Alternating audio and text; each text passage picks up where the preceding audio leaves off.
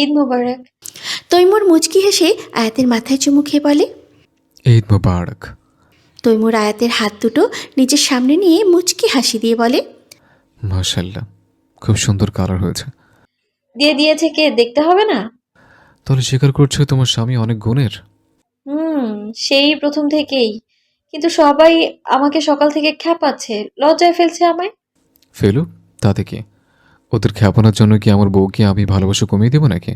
ধুর, আপনার কাজই আমায় লজ্জায় ফেলা। কারণ তোমার লজ্জারাঙা মুখটা যে আমার ভারী প্রিয় মেহেরিস, তাই বারবার দেখার সুযোগ খুঁজে। নামাজ পড়তে যান, দেরি হয়ে যাচ্ছে, বাবার ভাইয়া অপেক্ষা করছে। তৈমুর আয়াতের মাথায় আরেকটি চুমু দিয়ে জায়নামাজ নিয়ে রুম থেকে বেরিয়ে পড়ে। ছেলেরা সবাই এক বাটি সেমাই খেয়ে নামাজ পড়তে চলে যায়। কাজ শেষ করে মেয়েরা গোসল করে নেয়। তারপরে নতুন জামা পরিধান করে 2 রাকাত নফল নামাজ আদায় করে নেয়।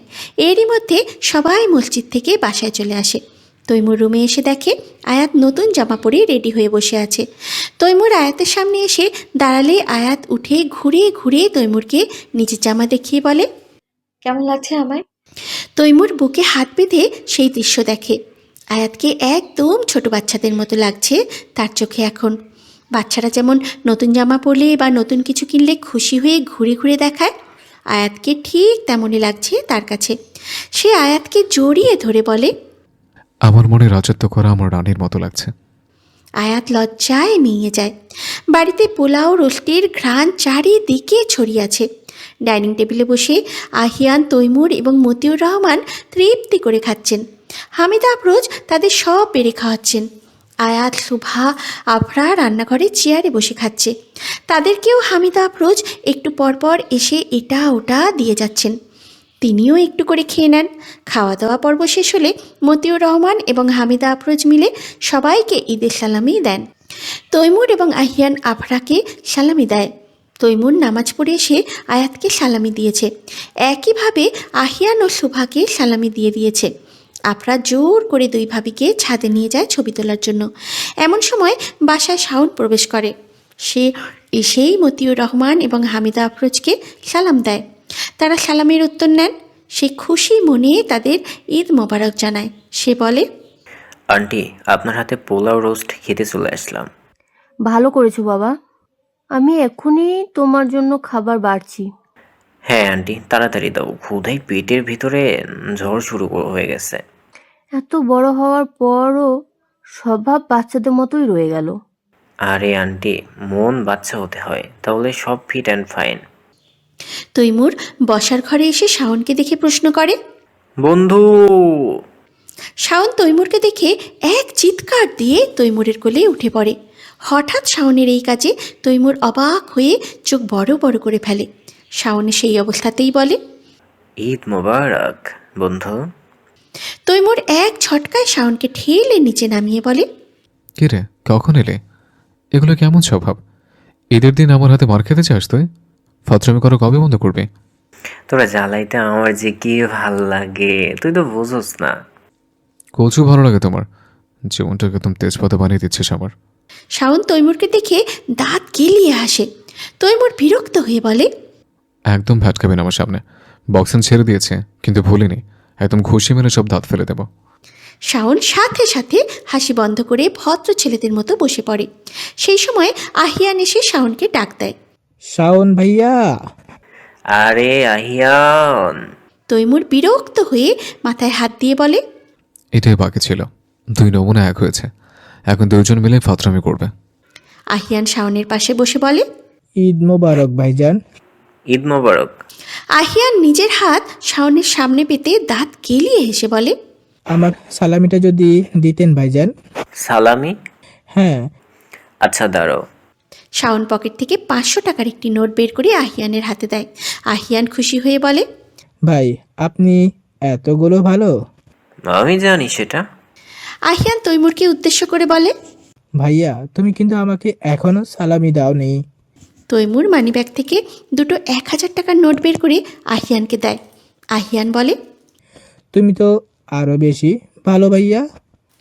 শাওন উঠে বলে, কিরে, এত জলদি পাল্টি মারলে? আরে এটাই বিজনেস। এরই মাঝে আফরা ছাদের থেকে নামে। সে বসার ঘরে সবাইকে বসা দেখে এগিয়ে যায়, শাওনকে দেখে সালাম দেয়। শাওন উত্তর নেয়। আফরা শাওনকে বলে, ঈদ মোবারক ভাইয়া। তোমাকেও ঈদ মোবারক। শাওন তার মানিব্যাগ থেকে একটি নতুন 1000 টাকার নোট বের করে আফরাকে দেয়। আফরা টাকাটা নিয়ে ধন্যবাদ জানিয়ে চলে যায়। শাওন একবার ও আফরার দিকে ভালো মতো তাকায়নি। সে এদিক ওদিক তাকিয়ে নিজেকে স্বাভাবিক রাখেছে। তৈমুর খুব সূক্ষ্ম নজরে পর্যবেক্ষণ করে বিষয়টি। হামিদা আফরোজ শাওনকে ডাইনিং টেবিলে আসতে বলেন খাবার জন্য। তৈমুর শাওনকে নিয়ে যায়। তখন তৈমুর জিজ্ঞাসা করে, ঘটনা কি? কোন ঘটনা? কিসের ঘটনা? আইহানকে দিলি 500 আর আফরাকে দিলে 1000? কারণ কি তোর অজানা? এখনো সে আশা নিয়ে আছিস? ছোটবেলায় তুই আমাকে কথা দিয়েছিস আমার সাথে তোর বোনের বিয়ে দিবি। তুই কি সিরিয়াস? এটা অনেক ছোটবেলার কথা।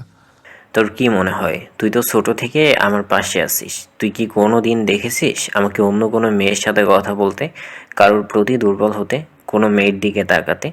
আমি তো তোর বোনের দিকেও তাকাই নাই, কথাও বলি নাই, যেন আমরা গুনাহের ভাগীদার না হই। আমি অপেক্ষায় আছি যখন সে আমার জন্য হালাল হবে, তখন না হয় তাকে দেখব, মন ভরে কথা বলবো। সব বুঝলাম, কিন্তু আফরা কি রাজি হবে?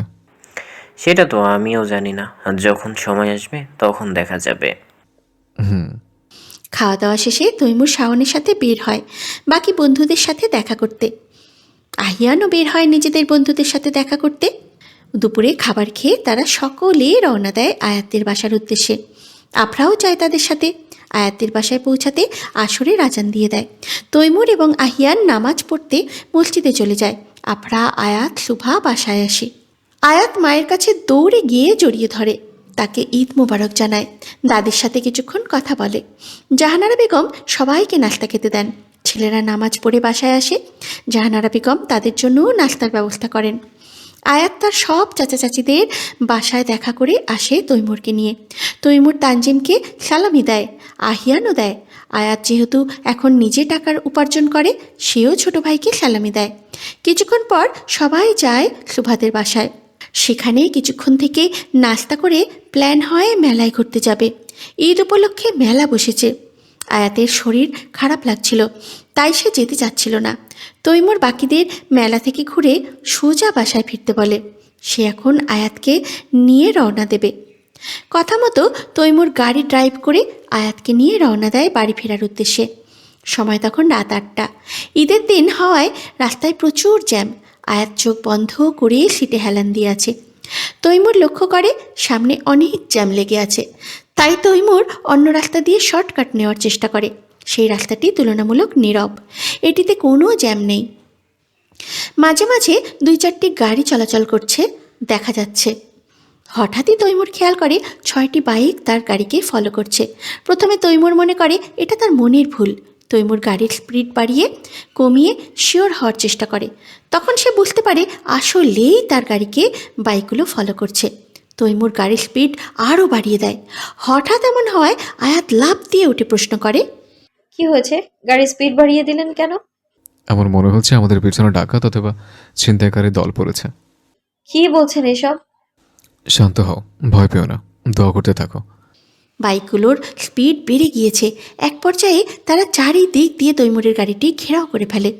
আয়াত আরও বেশি ভয় পেয়ে যায়। তাদের মধ্যে থেকে একজন গাড়ির দরজায়, গাড়ির জানলায় নক করে বলে। তৈমুর তাকিয়ে দেখে মোট 6টি বাইক তাদের ঘিরে রেখেছে। প্রত্যেকটি বাইকে 2 জন করে বসা, তার মানে তারা মোট 12 জন। এদিকে গাড়িতে শুধুমাত্র তৈমুর এবং আয়াত। বাইরে বের হ তাড়াতাড়ি, নয়তো জানালার কাঁচ ভেঙে ফেলবো। আয়াত প্রচুর ভয় পেয়েছে। ভয়ে তার হাত পা ঠান্ডা হয়ে আসছে। তৈমুর আয়াতের এই অবস্থা দেখে আয়াতের হাত শক্ত করে ধরে সান্ত্বনা দিয়ে বলে, ভয় পেও না, স্বাভাবিক হও, কিচ্ছু হবে না ইনশাআল্লাহ। আপনি বের হবেন না প্লিজ, ওরা ক্ষতি করবে আপনার। কিচ্ছু হবে না। না না, আপনি যাবেন না। ওরা কতজন, আপনি একা ওদের সাথে পেরে উঠবেন না। তুমি দোয়া করতে থাকো, আর যত যাই হোক না কেন গাড়ি থেকে বের হবে না, খবরদার। আমি আবার বলছি, যাই হয়ে যাক না কেন তুমি গাড়ি থেকে বের হবে না, মনে থাকবে? হ্যাঁ। এরই মধ্যে সেই ছিনতাইকারীগুলো জানলা জোরে জোরে ধাক্কানো শুরু করেছে। মনে হচ্ছে যেন জানলার কাঁচ ভাঙার চেষ্টা করছে। তৈমুর এই শব্দে প্রচুর বিরক্ত বোধ করে। গাড়ির জানলার কাঁচ হালকা নামিয়ে তৈমুর জোরে ধমক দিয়ে বলে। ছেলেগুলো তৈমুরের হঠাৎ ধমকে বোকা বনে যায়। ওদের মধ্যে থেকে একজন বলে, তোদের বলছি না আমি আসছি, তারপর ধাক্কাধাক্কি করছিস কেন? আর একবার যদি শব্দ হয় আমার থেকে খারাপ কেউ হবে না। বস, এই ছেলে কি আমাদের ধমক দিল? তাই তো মনে হয়। সবাই যেখানে আমাদের ভয় কাঁপতে থাকে সেখানে কিনা এই ছেলে আমাদের ধমক দিল। বাইরে আসতে দে, ওর ধমকা ধমকি আমি বের করছি। ছেলেগুলো ধমক দেওয়া শেষ করে তৈমুর আবার আয়াতের দিকে তাকায়। সেই ধমকে আয়াতও কিছুটা ভয় পেয়েছে। এবার তৈমুর রাগ ভাব নিয়ে আয়াতকে জিজ্ঞাসা করে, মনে থাকবে? গুড। এবার সুন্দর করে বসে আমার জন্য অপেক্ষা করো এবং অ্যাকশন সিন এনজয় করো। এই কথা বলে তৈমুর গাড়ি থেকে নেমে গাড়ির চাবি দিয়ে গাড়ি লক করে দেয়। তারপর গাড়ির চাবিটি হাতের আঙুলে ঘোরাতে ঘোরাতে গাড়ির সামনের অংশে উঠে বসে। ছিনতাইকারীদের উদ্দেশ্য জিজ্ঞেস করে, এবার বল, তোদের কি সমস্যা? আমাদের কি সমস্যা মানে? এই ছেলে, এই আমাদের সামনে ভাব দেখাস, নিজেকে হিরো মনে করিস? হ্যাঁ করি তো, আমি নিজেকে আমার বিবেচনা হিরো মনে করি। এই চুপ, কথা কম। তোদের কাছে যা যা আছে সব আমাদের দিয়ে দে। টাকা, মোবাইল, গহনা যা যা আছে সব নিজের থেকে দিয়ে দে, নয়তো এসব ছিনিয়ে নেওয়ার জন্য আমাদের অনেক টেকনিক জানা আছে। তোর কি আসলে ছিনতাইকারী? কেন কেন সন্দেহ? তোদের কথা ছিনতাইকারী কম, জোকার বেশি মনে হচ্ছে। কি? হ্যাঁ, তোদের এক একজনের বডি দেখেছিস কি হ্যাংলা পাতলা? তোদেরকে তো আমি একটা টোকা দিলেই পড়ে যাবে। ওদের মধ্যে একজন বলে, বস, ও কিন্তু আমাদের প্রচুর অপমান করেছে, ওকে কিছু করেন, ইজ্জত কিছু রাখছে না আমাদের। ওদের বস বলে, তুই কি এটা নাটক সিনেমা পেয়েছিস যে হিরো একা 12 জনের সাথে ফাইট করবে? এটা বাস্তব জীবন, তুই একা আর আমরা 12 জন। তোদের জন্য আমি একাই যথেষ্ট। কম কথা বল, বিরক্ত লাগছে। যা যা আছে সব বের কর। করবো না। করবি না? না। ঠিক আছে, এই সবাই ছিনিয়ে নে ওর থেকে সব কিছু। একসাথে সবাই তৈমুরের উপর ঝাঁপিয়ে পড়ে। তৈমুর দক্ষতার সাথে এক একজনকে হারিয়ে দেয়। ওরা 12 জন মিলেও একা তৈমুরের সাথে পেরে উঠছিল না। তৈমুর প্রশিক্ষণ প্রাপ্ত বক্সার। শত্রুকে কিভাবে হারানো যায় সেটা সে ভালো মতোই জানে। অন্যদিকে ছিনতাইকারীরা বখাটে আনাড়ি ছেলে। তাদের হাতে কিছু ধারালো অস্ত্র নিয়েই নিজেদের অনেক কিছু মনে করে বসে আছে তারা। এক একজন তৈমুরের হাতের ঘুষি খেয়ে প্রায় আধমরা হয়ে গেছে। ওদের বস এবার বলে, ছেড়ে দেন ভাই, আর পারছি না। এখন মার খেয়ে তুই থেকে সোজা আপনিতে চলে এসছিস? বাহ, উন্নয়ন। জি ভাই, ছেড়ে দেন আমাদের। তখন আমাদের আবেগ কাজ করেছিল, বিবেক কাজ করেনি। তোদের সবরই তো অল্প বয়স, আমার থেকে ছোট মনে হচ্ছে। এসব করিস কেন? কাজ করতে পারিস না? আসলে আসলে নকলে রাখ, তোদের আমি এক শর্তে ছাড়বো। প্রমিস কর সবাই যে আর এসব কাজ করবি না, কোনো ভালো কাজ করবি। আর যদি না করিস, এখন মারতে মারতে থানায় নিয়ে যাব, তখন জেলে পড়ে থাকিস। না ভাই, এমন করিয়েন না, আমরা ভালো হয়ে যাব, প্রমিস করছি। দরকার পড়লে বোঝা বইব, তাও চিন্তাই করব না। সত্যি তো? জি। ঠিক আছে, যা। সবাই উঠে কোনো রকমে সেখান থেকে পালিয়ে যায়। তৈমুর গাড়ির লক খুলে গাড়ির ভিতরে বসে। সে পাশে তাকিয়ে দেখে আয়াত তার দিকে হা করে তাকিয়ে আছে। তৈমুর নিজের হাত দিয়ে আয়াতের মুখটা বন্ধ করে দিয়ে বলে, মুখ বন্ধ করো, হয়তো মুখে মশা মাছি ঢুকবে। আয়াত এখনও অবাক হয়ে তৈমুরের দিকে তাকিয়ে আছে। তৈমুর গাড়ি চালাতে চালাতে বলে, আর কতক্ষণ এইভাবে তাকিয়ে থাকবে তুমি? আমার তো বিশ্বাস হচ্ছে না নিজের চোখকে। বিশেষ না করার কি আছে? একজন মানুষ কিভাবে একা 12 জনকে মারতে পারে? এগুলো তো শুধু নাটক সিনেমাতেই সম্ভব, বাস্তবে নয়। আমি একজন প্রফেশনাল বক্সার ছিলাম, সেলফ ডিফেন্স আমার খুব ভালো করে জানা আছে। আমি এতদিন শুধু শুনেছি আপনার বক্সিং এর কথা, আজ নিজের চোখে দেখলাম। তো কেমন লাগলো? সত্যি বলতে মন্দ নয়। তাই? হুম। হঠাৎ আয়াতের নজর পড়ে তৈমুরের হাতের উপরে। গড় গড়িয়ে রক্ত পড়ছে। আয়াত সাথে সাথে তৈমুরের হাত ধরে চিন্তিত স্বরে বলে, আপনার হাত থেকে তো প্রচুর রক্ত পড়ছে। বাসায় গিয়ে ব্যান্ডেজ করে দিও। কিছু সময়ের মাঝেই তারা বাড়ি পৌঁছে যায়। হামিদা আফরোজ এবং মতিউর রহমান তৈমুরের হাত দেখে চিন্তিত হয়ে পড়েন। তৈমুর এবং আয়াত মিলে তাদের সব ঘটনা খুলে বলে। আয়াত তৈমুরের হাতে ব্যান্ডেজ করে দেয়। কয়েক ঘন্টা পর বাকিরাও বাসায় ফিরে। সব ঘটনা শুনতে পেয়ে তৈমুরের সাথে দেখা করে আসে।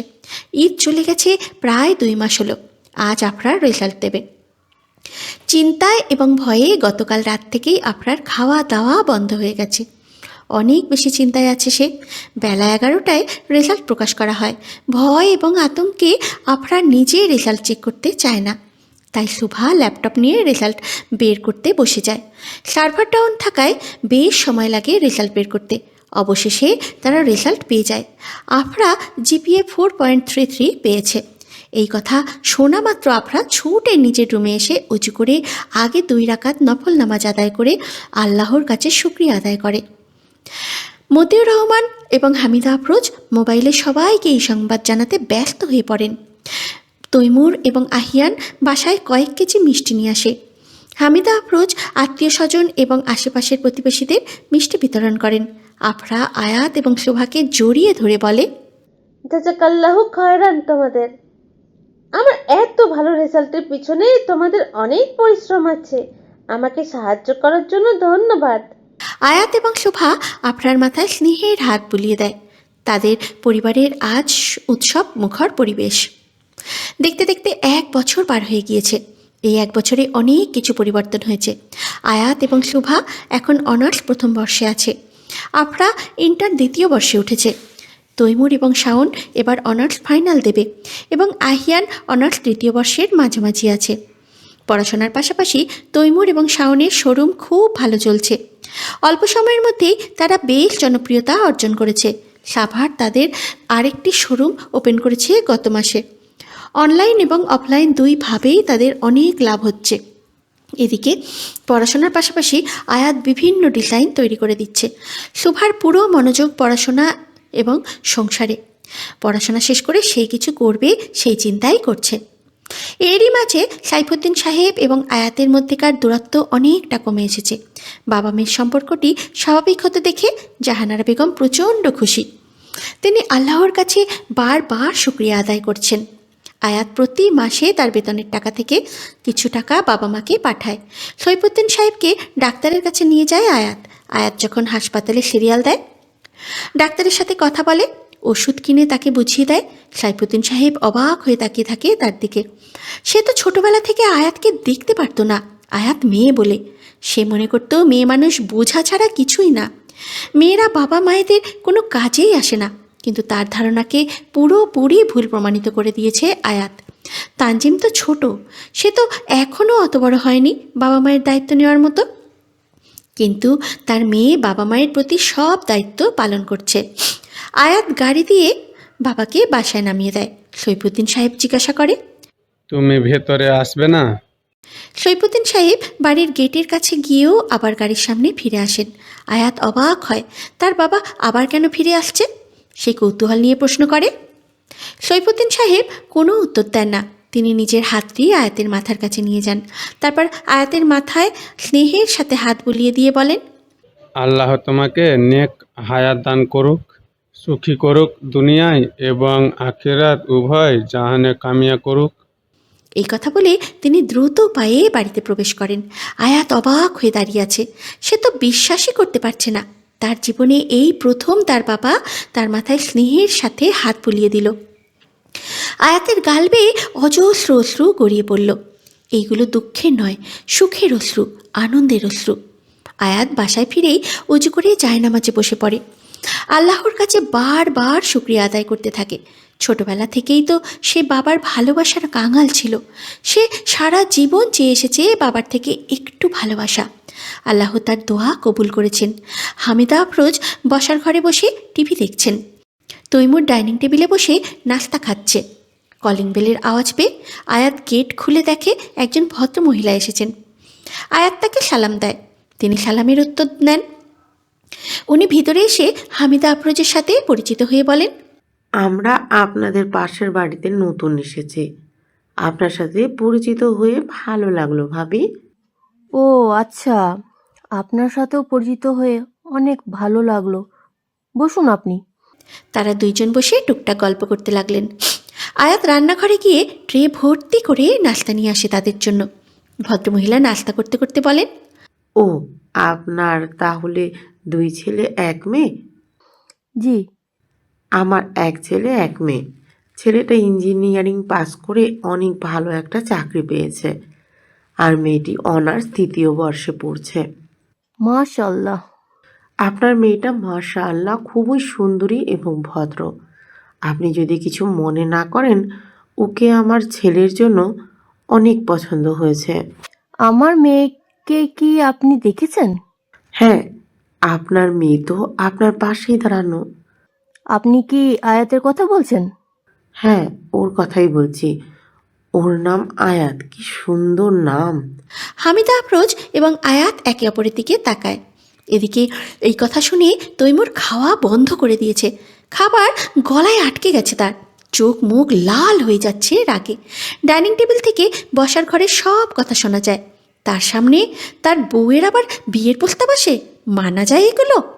হামিদা আফরোজ একটু হাসার চেষ্টা করে বলেন, আসলে ও আমার মেয়ে না, বড় ছেলের বউ। কি? জি। ওকে দেখে তো বউ বউ মনে হয় না। তোমার মধ্যে তো বউ বউ ভাবই নেই। বোঝার উপায় নেই যে তুমি বিবাহিত।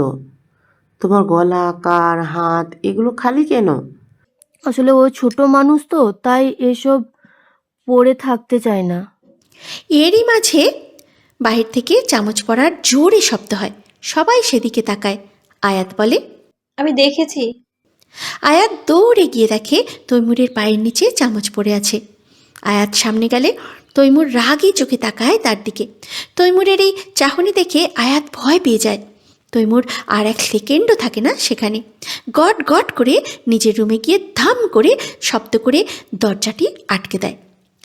ভদ্রমহিলাটি বলেন, কিছু মনে করবেন না ভাবি, আমি জানতাম না। না, সমস্যা নেই। কিছুক্ষণ পর সে চলে যায়। আয়াত সব গোছগাছ করে নিজের রুমের দিকে পা বাড়ায়। আয়াত রুমে প্রবেশ করে দেখে তৈমুর রাগে গজগজ করছে। আলমারি থেকে জামা বের করে আর ধুম ধুম করে আলমারি লাগাচ্ছে। চিরুনি দিয়ে চুল আঁচড়িয়ে শব্দ করে চিরুনি রাখছে। তৈমুরের এমন ব্যবহারে আয়াত কিছুটা ভয় পাচ্ছে। বুকে সাহস জোগাড় করে আয়াত তৈমুরকে প্রশ্ন করে, কি হয়েছে, আপনারা এমন কেন করছেন? তৈমুর আয়াতের দিকে ঘুরে তাকায়। তৈমুরের চোখ দেখে আয়াত ঠোক গেলে। তৈমুরের চোখ রাগে লাল হয়ে উঠেছে। হাতের এবং ঘাড়ের রগগুলো ফুটে উঠেছে। তৈমুর এক পা করে আয়াতের দিকে আগায়। তৈমুর 1 পা আগালে আয়াত 1 পা পিছিয়ে যায়। এইভাবে করতে করতে আয়াতের পিঠ দেয়ালের সাথে ঠেকে যায়। তৈমুর এবার তার 2 হাত দেয়ালে রেখে আয়াতকে মাঝখানে আটকে ফেলে। আয়াত ভয়ে ভয়ে তৈমুরের দিকে তাকায়। আয়াত তৈমুরের থেকে খাটো হওয়ায় তৈমুর অনেকটা ঝুঁকে দাঁড়িয়েছে। তৈমুর আয়াতের চোখে চোখ রেখে বলে, তুমি কি সত্যিই জানো না আমার এত রাগ কেন হচ্ছে? আয়াত অন্যদিকে ঘুরে তাকায়। তৈমুর 1 হাত দিয়ে আয়াতের থুতনি চিপিয়ে আয়াতের মুখ তার বরাবরে আনে। তারপরে বলে, মুখ অন্যদিকে ঘুরেছে কেন বলো, জানো না? আয়াত কাঁপা কাঁপা গলায় বলে, জানি, কিন্তু এখানে আমার কি দোষ? আমাকে রাগ দেখাচ্ছেন কেন? তৈমুর এবার আস্তে করে আয়াতের চোয়াল ধরে বলে, সব দোষ তো তোমারই মেহেরিস। তোমাকে বউ বউ লাগে না কেন? বিয়ের প্রায় 2 বছর হয়ে আসছে, অথচ তোমার মধ্যে বউ বউ ভাব নেই, বাচ্চা বাচ্চা লাগে। তোমাকে বউ বউ লাগলে তো আর সে ভদ্র মহিলা তোমাকে তার ছেলে বউ বানানোর প্রস্তাব দিত না। তাহলে দোষ তো তোমারই। তোমাকে দেখলে বউ বউ লাগে না কেন মেহেরিস? জানো জানো আমার কত মেজাজ খারাপ হচ্ছিল তখন। আমার সামনে আমার বিবাহিত বউকে আবার আরেকজনকে বিয়ে করার প্রস্তাব দেয়। আবার যখন সে জানতে পারে মেয়েটি বিবাহিত, তখন প্রতিবাদ করে যে মেয়েটিকে নাকি বিবাহিত বলে মনে হয় না। এগুলো কেমন ফাজলামি? এরই মধ্যে বারবার শাওনের কল আসতে থাকে তৈমুরের মোবাইলে। তৈমুর বিরক্ত হয়ে আয়াতের থেকে সরে দাঁড়িয়ে কল ধরে। অপর পাশ থেকে সায়ন বলে, আসছে, কিছু সময় অপেক্ষা করো। তৈমুর কল কেটে মানিব্যাগ পকেটে রাখতে রাখতে আয়াতকে উদ্দেশ্য করে বলে, তোমাকে আমি বাসায় এসে দেখছি। তৈমুর চলে যায়। আয়াত এবার ভালো মতো শ্বাস নেয়। এতক্ষণ তার শ্বাস আটকে আসছিল। তৈমুর যে এত পসেসিভ এটা তার জানা ছিল না। অবশ্য একদিক দিয়ে সে খুশিও অনুভব করছে তার প্রতি তৈমুরের পসেসিভনেস দেখে। আয়াত আর এইসব নিয়ে মাথা ঘামালো না। সারা দিন পড়াশোনা এবং আফরা সুভাদের সাথে গল্প করে কাটিয়ে দিল। তৈমুরের বাসায় ফিরতে ফিরতে রাত 10টা বেজে যায়। সে বাসায় এসে হাত মুখ ধুয়ে খেতে বসে। আয়াত তাকে সব খাবার বেড়ে দিচ্ছে। আজকে বাসায় আসার পর থেকে তৈমুরের আয়াতের সাথে কোনো প্রকার কথা হয়নি। এতে আয়াত একটু কষ্ট পাচ্ছে। খাওয়া দাওয়া শেষ করে তৈমুর নিজের রুমে চলে যায়। আয়াত বাকিদের সাথে রান্নাঘরের সব কাজ শেষ করে। এরপরে সবাই যে যার রুমে ঘুমাতে চলে যায়। আয়াত রুমে আসলে তৈমুর তাকে এক টান দিয়ে খাটে বসায়। সে নিজেও পাশে বসে। তারপরে কয়েকটি বক্স বের করে। একটি একটি করে সবগুলো বক্স খোলে তৈমুর। আয়াত অবাক হয়ে তৈমুরের কার্যক্রম দেখতে থাকে। প্রথম বক্স থেকে তৈমুর একটা পাতলা চিকন সুন্দর কাজ করা চেইন বের করে। সেটি নিজের হাতে আয়াতের গলায় পরিয়ে দেয়। তারপর দ্বিতীয় বক্সটি থেকে ছোট্ট ছোট্ট সুন্দর একজোড়া কানের দুল বের করে আয়াতকে পরিয়ে দেয়।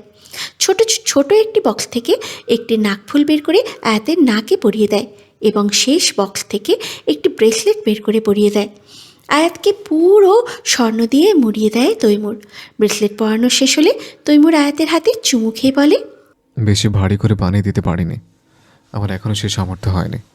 আমার হালাল উপার্জনের টাকা দিয়ে যতটুকু পেরেছে ততটুকুই এনেছে, এর থেকে বেশি দেওয়ার ক্ষমতা আমার বর্তমানে নেই বউ। আপনি এসব কি বলছেন? আপনি আমার জন্য পছন্দ করে এনেছেন, আমি অনেক খুশি হয়েছি। সবাই কত ভারী ভারী গয়না পরে, অথচ আমি কত পাতলা গয়না এনে দিয়েছি তোমায়।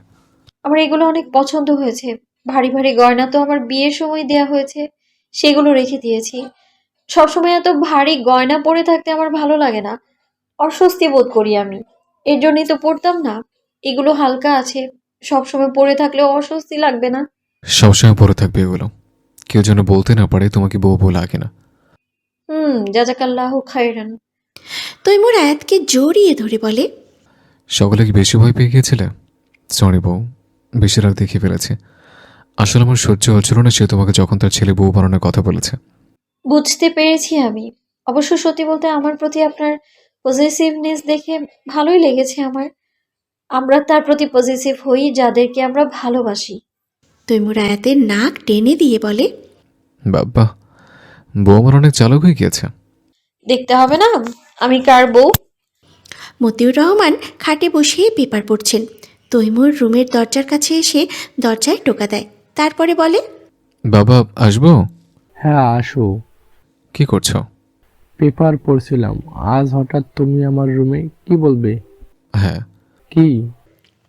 তৈমুর কয়েক বাটিল টাকা বের করে মতিউর রহমানের সামনে রেখে বলে, টাকাগুলো ফেরত দিতে এসছে, যেগুলো তুমি আমার শোরুম খোলার আগে দিয়েছিলে। এত তাড়াহুড়ো করার কি আছে? আস্তে ধীরে দাও। তাড়াহুড়ো করছে না, তোমাকে টাকাগুলো ফেরত দেওয়ার মতো সামর্থ্য আমার এখন হয়েছে, তাই ফেরত দিয়ে দিচ্ছে। তুমি মজা করেছিলে আমার যখন সামর্থ্য হবে আমি টাকা ফেরত দিলে তুমি সেগুলো ফেরত নেবে। আমি টাকাগুলো তোমার কাছ থেকে ধার হিসেবে নিয়েছিলাম। ঠিক আছে দাও। তোমার জন্য অনেক দোয়া রইল এবং বুক ভরা ভালোবাসা। আল্লাহ তোমাকে দুনিয়া এবং আখিরাতে কামিয়াব দান করুক, আমিন। সুভা ইউনিভার্সিটিতে গিয়েছে এবং আফরা গেছে কলেজে। তৈমুরের আজকে ক্লাস নেই, তাই সে শোরুমে গিয়েছে। আহিয়ান গিয়েছে ইউনিভার্সিটিতে। আয়াত আজকে যায়নি, তার শরীর খারাপ লাগছিল বলে। বাসায় এখন শুধু হামিদা আফরোজ এবং আয়াত আছে। আয়াত এসে টেবিলে বসেছে। হামিদা আফরোজ তার জন্য নাস্তা নিয়ে আসেন এবং তিনিও পাশে বসেন। আয়াত নাস্তা কিছুটা খাবার পর দৌড়ে ওয়াশরুমে চলে যায় এবং বমি করে। হামিদা আফরোজ তাকে হাত মুখ ধুয়ে দিয়ে সোফায় বসান এবং পানি খেতে দেন। তিনি আয়াতকে প্রশ্ন করেন, কি হয়েছে তোমার? হঠাৎ বমি করছো যে? আর মুখ কেন ফ্যাকাশে হয়ে গিয়েছে কেন? জানি না আম্মু, 2-3 দিন ধরে শরীরটা প্রচন্ড খারাপ লাগছে, কিছু খেতে পারছি না, বমি হচ্ছে শুধু। শরীরটা অনেক দুর্বল লাগছে, মাথা ঘোরাচ্ছে। তোমার লাস্ট পিরিয়ড হয়েছিল কবে? আয়াত লজ্জা পায় এইসব বিষয়ে কথা বলতে তার সামনে। হামিদা আফরোজ আয়াতের মাথায় হাত বুলিয়ে বলেন, আম্মুকে বলো, আম্মুর কাছে কিসের লজ্জা? 2 মাস ধরে হচ্ছে না আম্মু। হামিদা আফরোজ কিছুক্ষণ চুপ করে ভাবলেন। তারপর আয়াতকে উদ্দেশ্য করে বলেন, যাও তাড়াতাড়ি রেডি হয়ে আসো। কেন আম্মু? আমরা হাসপাতালে যাবো এখন। এখন? হ্যাঁ তাড়াতাড়ি করো। তারা দুইজন রেডি হয়ে হাসপাতালে যান। সেখানে প্রয়োজনীয় সকল টেস্ট করানো হয় আয়াতের। টেস্টের রেজাল্ট 2 দিন পর দেবে জানানো হয়। তিনি আয়াতকে নিয়ে পুনরায় বাসায় ফিরে আসেন। 2 দিন পর সকালে হামিদা আফরোজ আবার আয়াতকে নিয়ে হাসপাতালে যান। সেখানে রিপোর্ট পেয়ে জানতে পারেন আয়াত মা হতে চলেছে। হামিদা আফরোজ খুশি হয়ে আয়াতকে জড়িয়ে ধরেন। ডাক্তারের সাথে পরামর্শ করে বাসায় ফিরে আসেন। ডাক্তার তাকে সাবধানে চলাচল করতে বলেছেন। বাসায় ফিরে হামিদা আফরোজ মতিউর রহমানকে এই খবর দেন। আফরা এবং শুভা এই খবর পাওয়ার পর থেকে খুশিতে পুরো বাড়ি মাথায় তুলে ফেলেছে। আয়াত ফোন দিয়ে তার মাকেও এই খবর দেয়। সেও প্রচুর খুশি হয়েছেন। আয়াতের জন্য অনেক দোয়া করেছেন।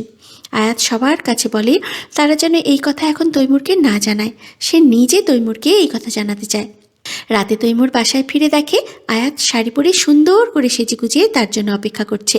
তৈমুর রুমে প্রবেশ করলে আয়াত তার দিকে শরবতের গ্লাস এগিয়ে দেয়। তৈমুর খাটে বসে শরবত পান করে গ্লাসটি রেখে আয়াতকে নিজের পাশে বসিয়ে জিজ্ঞাসা করে,